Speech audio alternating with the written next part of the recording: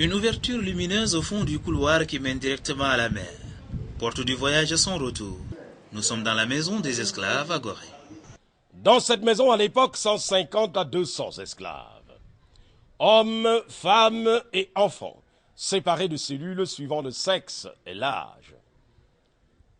Et la durée de l'attente pour les esclaves avait été très longue. 3 mois et demi. Il n'y avait alors que des voiliers comme moyen de transport.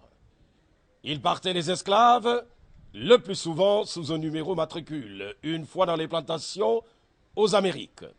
Alors ils se choisissaient ou on leur attribuait tout simplement les noms ou les prénoms de leur nouveau maître. Dans le prolongement à l'angle gauche, la chambre des enfants où le taux de mortalité fut le plus élevé. Une petite cellule prolongée par un couloir qui conduit jusqu'au fond. Ils y avaient couché les enfants à même le sol, torse nu, serrés comme des sardines dans une boîte. Ensuite, les jeunes filles. On les avait alors choisies pour la qualité de leurs seins. Oui, les seins, à l'époque, avaient symbolisé la virginité. Gorée est au centre des débats.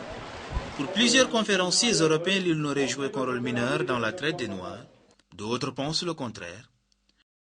Le dire aujourd'hui, je crois, participe de cette volonté de minimiser, évidemment, la traite négrière par rapport à l'histoire du monde, d'ailleurs, finalement.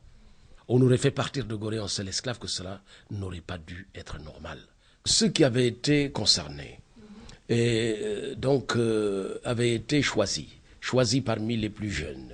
Les forces vives ont été de la sorte amenées vers les Amériques et c'est sans doute ce qui a contribué à non pas à développer l'Afrique, mais plutôt à développer l'Amérique. Les versions sont nombreuses et la controverse toujours d'actualité. Seulement Gorée ouvre chaque jour ses portes aux visiteurs venus du monde entier. C'est très impressionnant de voir ça, vraiment en dehors des livres d'histoire qu'on a pu lire avant, quoi, voilà. Résumer le sentiment qu'on a.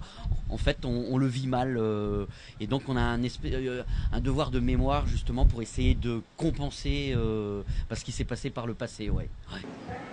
Classé patrimoine historique mondial par l'UNESCO en 1980, le bâtiment devient un lieu de recueillement, symbole de la préservation et le souvenir des souffrances endurées ici, par tant d'hommes de race noire.